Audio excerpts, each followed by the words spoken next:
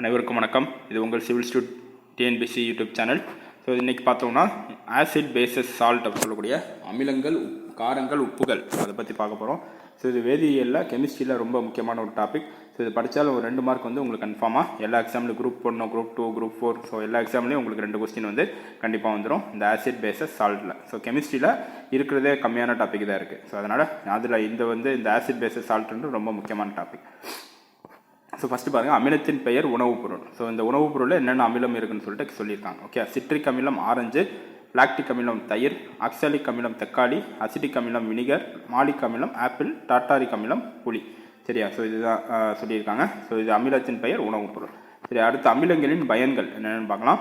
நமது வயிற்றில் சுரக்கும் ஹைட்ரோக்ளோரிக் அமிலம் உணவுப் பொருட்களின் செரிமானத்திற்கு உதவுகிறதுன்னு சொல்லியிருக்காங்க. ஓகே, ஹைட்ரோக்ளோரிக் ஆசிட், அதாவது ஹைட்ரோக்ளோரிக் அமிலம் எங்கே யூஸ் ஆகுது?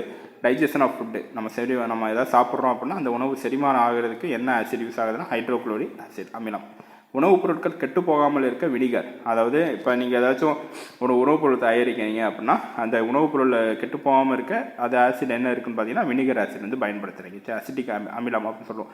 வினிகர் ஆசிட் அசிட்டிக் ஆசிட் அப்படின்னு சொல்லுவோம். அசிட்டிக் அமிலம். சரியா? டு ப்ரிசர்வ் ஃபுட் மெட்டீரியல்ஸ், உணவு கெட்டு போகாமல் இருக்க அசிட்டிக் அமிலத்தை வினிகரை வந்து யூஸ் பண்ணுறீங்க. அடுத்து ஊறுகாய் போன்ற உணவுப் பொருட்கள் கெட்டு போகாமல் இருக்க பென்சாயிக் அமிலம். ஊறுகாய் மாதிரி இந்த மெட்டீரியல் வந்து கெட்டு போகாமல் இருக்க என்ன ஆசிட் யூஸ் பண்ணுறாங்க? பென்சாயிக் ஆசிட்னு சொல்கிறது பென்சாயிக் அமிலம். சரியா? அடுத்து குளியல் சோப்புகள் மற்றும் சலவை சோப்புகள். அது sodium or potassium salt or higher fatted acid are use to make washing and bathing soap. நீங்கள் வாஷ் பண்ணுறீங்களா, நீங்கள் துவைக்கிறப்ப யூஸ் பண்ணுற சோப்பு, அதே மாதிரி குளிக்கிறப்ப யூஸ் பண்ணுற சோப்பு, சலவை சோப்புகள். ஸோ எல்லாமே எதில் யூஸ் பண்ணுறாங்க பார்த்தீங்கன்னா தயாரிக்கிறாங்க பொட்டாசியம் உப்புகள் வந்து பயன்படுத்தப்படுகிறது. சரி, அந்த சோப்புகள் வந்து தயாரிக்க சோடியம் மற்றும் பொட்டாசியம் உப்புகள் வந்து பயன்படுத்தப்படுகின்றன. சரியா? இதை வந்து நல்லா பார்த்துக்கோங்க.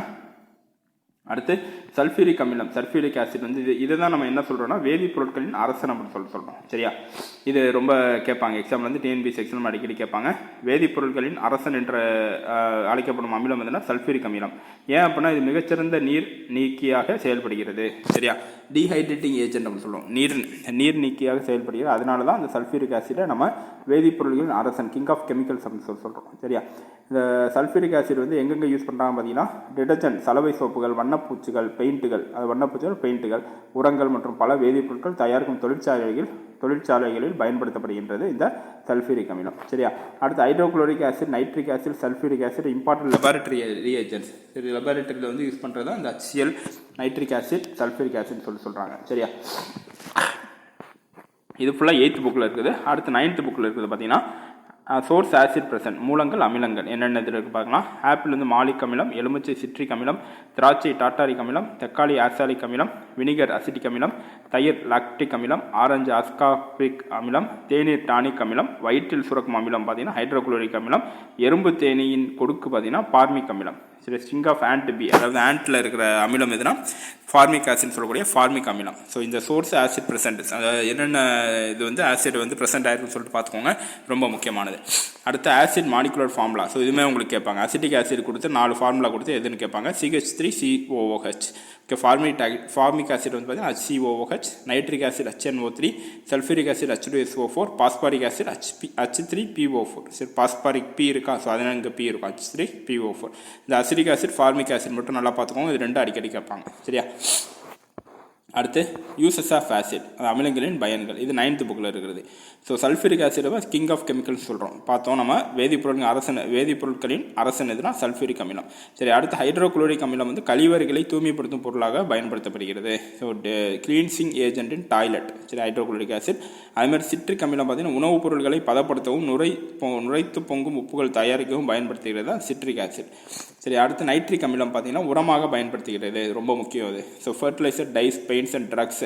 ஸோ இதனால் மேனுஃபேக்சர் பண்ணுறதுக்கு. ஸோ நைட்ரிக் அமிலம் உரமாக பயன்படும் அமோனியம் நைட்ரேட் என்ற சேர்மத்தையும் சாயங்கள், வண்ணப்பூச்சிகள் மற்றும் மருந்துகளையும் தயாரிக்க பயன்படுவது எதுனா நைட்ரிக் அமிலம், ரொம்ப முக்கியமானது. அடுத்து ஆக்சாலிக் அமிலம் பார்த்தீங்கன்னா குவார்ட்ஸ் படிகத்தில் ஏற்படும் இரும்பு மற்றும் மாங்கனீஸ் படிவத்தை சுத்தம் செய்யவும் பயன்படுகிறது. சரியா? அந்த manganese deposits from quartz crystal, iron and manganese டிபாசிட்டை வந்து க்ளீன் பண்ணுறதுக்கு எது யூஸ் ஆகுது பார்த்தீங்கன்னா ஆக்சாலிக் அமிலம் தான் யூஸ் ஆகுது.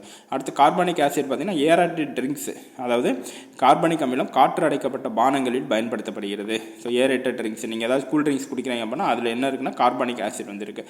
அடுத்து டார்டாரிக் ஆசிட் வந்து பேக்கிங் பவுடர். சரியா, டார்டாரிக் ஆசிட் வந்து ரொட்டி சோடாவின் பகுதி பொருளாகும். நீங்கள் வந்து ஏதாச்சும் ஒரு பேக்கிங் ஐட்டம் சாப்பிட்றீங்க அப்படின்னா அந்த பேக்கிங் பவுடரில் என்ன சேர்க்குறாங்க அப்படின்னா டார்டாரிக் ஆசிட் அப்படின்னு சொல்லக்கூடிய டார்டாரிக் அமிலம் தான் சேர்க்குறாங்க. சரியா, அடுத்து பேசஸோட யூசஸ், ஆசிடோட யூசஸ் பார்த்தோம். இப்போ வந்து காரங்களோட யூசஸ் வந்து பார்க்க போகிறோம். காரங்களின் பயன்கள், ஆசிட் அமிலத்தின் பயன்கள் பார்த்தோம், காரத்தின் பயன்கள் பார்க்கலாம். Potassium hydroxide is use to make bathing soap. So குளியல் சோப்புகள் தயாரிக்க பொட்டாசியம் ஹைட்ராக்சைடு பயன்படுத்தப்படுகிறது.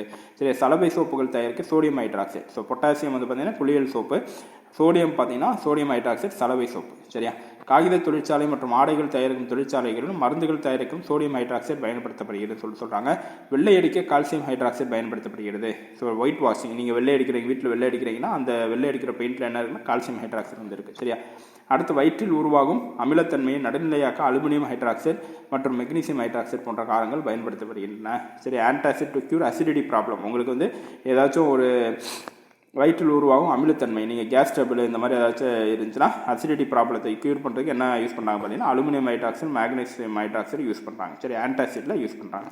அடுத்து உரங்கள், நைலான்கள், நெகிழிகள் மற்றும் ரப்பர்கள் தயாரிக்க அமோனியம் ஹைட்ராக்சைடு பயன்படுத்தப்படுகிறது. ஸோ அப்போ அமோனியம் ஹைட்ராக்சைடு வந்து என்ன யூஸ் பண்ணுறது பயன்படுத்துகிறாங்கன்னா மேனுஃபேக்சர் ஆஃப் ஃபெர்டிலைசர், உரங்கள், அதே மாதிரி நைலான்கள், பிளாஸ்டிக் அப்படின்னு சொல்லக்கூடிய நெகிழிகள் மற்றும் ரப்பர்கள், ஸோ அதை தயாரிக்க பயன்படுத்தப்படுவது இந்த அமோனியம் ஹைட்ராக்சைடு. அடுத்து பார்த்தீங்கன்னா நிறங்காட்டிகளின் நிறமாற்றங்கள், இண்டிகேட்டர்ஸ் ஒன்று சொல்லுவோம். அது ரொம்ப முக்கியமான ஒரு கான்செப்ட். இது டிஎன்பிசியில் அடிக்கடி கேட்பாங்க. சரியா, ப்ளூ லிட்மஸ் அப்படின்னா நீல லிட்மஸ் தாள். இது வந்து எப்படி மாறும் பார்த்தீங்கன்னா ஆசிடில் ரெட்டாக மாறும், பேசிக்கில் எந்த விதமான நிறமாற்றமும் இருக்காது. சரியா, அதுமாதிரி ரெட் லிட்மஸில் எந்த விதமான நிறமாற்றமும் இருக்காது, அது பேசிக்கில் ப்ளூவாக மாறும்.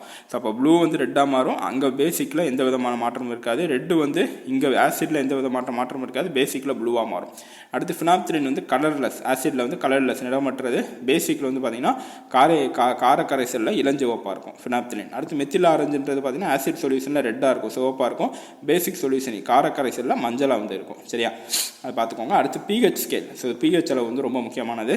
ஸோ 0 முதல் 14 வரை அளவிடப்படும் பிஹெச் மதிப்புகள் ஒரு கரைசலின் அமிலத்தன்மை, காரத்தன்மை மற்றும் நடுநிலைத்தன்மை ஆகியவற்றை அடையாளம் காண உதவுகின்றன. ஒரு கரைசல் வந்து இருக்குது அப்படின்னா அந்த கரைசல் வந்து அமிலத்தன்மை உடையதா, காரத்தன்மை உடையதா மற்றும் நடுநிலைத்தன்மை உடையதா சொல்லிட்டு அடையாளம் காண வந்து இந்த பிஹெச் அளவு வந்து யூஸ் ஆகுது. இந்த பிஹெச் அளவுனா என்னென்ன ஒரு சில அளவு வந்து இருக்குது அதை வந்து பார்க்கலாம். அமிலத்தன்மை கொண்ட கரைசலின் மதிப்பு 7ஐ விட குறைவாக இருக்கும். ஸோ 7க்கு கம்மியாக இருந்தால் அந்த அமிலத்தன்மை கொண்ட கரைசலின் மதிப்பு வந்து அது அமிலத்தன்மை கொண்ட கரைசலின் மதிப்புன்னு சொல்கிறாங்க. அதே மாதிரி 7ஐ விட அதிகமாக இருந்தால் அது காரத்தன்மை, ஆசிட் வந்து சொல்கிறாங்க. சரி, 7க்கு கம்மியாக இருந்தால் பேஸு, 7க்கு அதிகமாக இருந்தால் காரம், நடுநிலைத்தன்மை அப்படின்னா ஈக்குவல் டு 7 இருக்கும். சரியா, neutral solution equal to 7, base வந்து கிரேட்டர் தேன் 7, ஆசிட் வந்து லெஸ் தேன் 7. இந்த 3 கண்டிஷன் பார்த்தீங்கன்னா இதுவுமே அடிக்கடி டிஎன்பிஎஸ் வந்து கேட்பாங்க.